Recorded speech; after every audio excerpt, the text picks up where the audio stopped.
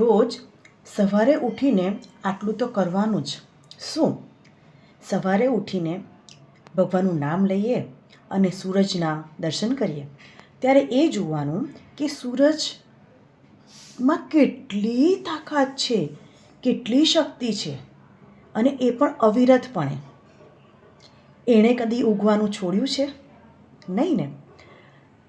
એવી જ રીતે જેવી રીતે રાત પડે છે, રાતે તારાઓ ચમકે છે, તારાઓમાં પાર શક્તિ છે, ચમક્યા જ કરે છે. એણે ચમકવાનું બંધ કર્યું છે? નહીં ને.